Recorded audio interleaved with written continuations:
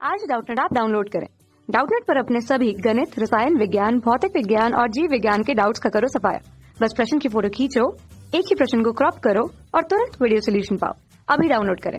Hello दोस्तों, प्रश्न दिया गया है गति के तीन नियम किसने दिए थे। ठीक है, गति के तीन नियम किसने दिए थे। ठीक है, तो दोस्तों आइए इस प्रश्न को समझते हैं।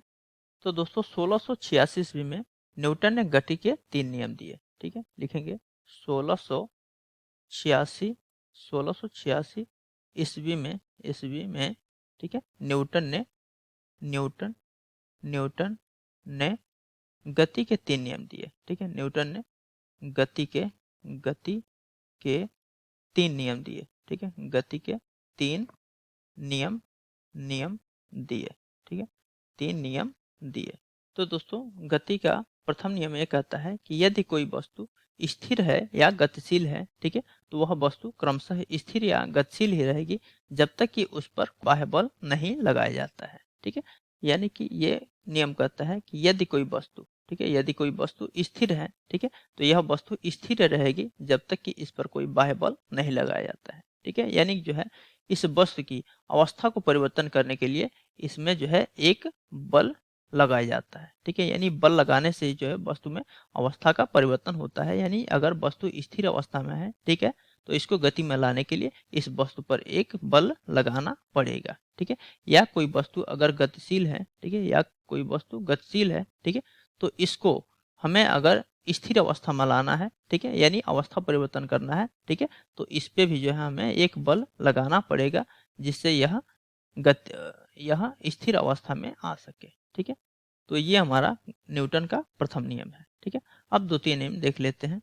तो दोस्तों न्यूटन के गति का द्वितीय नियम में कहता है कि किसी वस्तु पर लगाया गया बल, ठीक है, उसके संवेग परिवर्तन के दर के समानुपाती होता है। ठीक है, यानी लिख सकते हैं F समानुपाती dp/dt। ठीक है, यानी जो है किसी वस्तु पर लगाया गया बल उसके संवेग परिवर्तन के दर के समानुपाती होता है। ठीक है, जहां dp/dt क्या है, संवेग परिवर्तन की दर है। ठीक है, तो यहां से लिख सकते हैं F समानुपाती dp/dt, यानी कि बल संवेग परिवर्तन के दर के समानुपाती होता है। ठीक है, अब दोस्तों देखते हैं तृतीय नियम क्या है।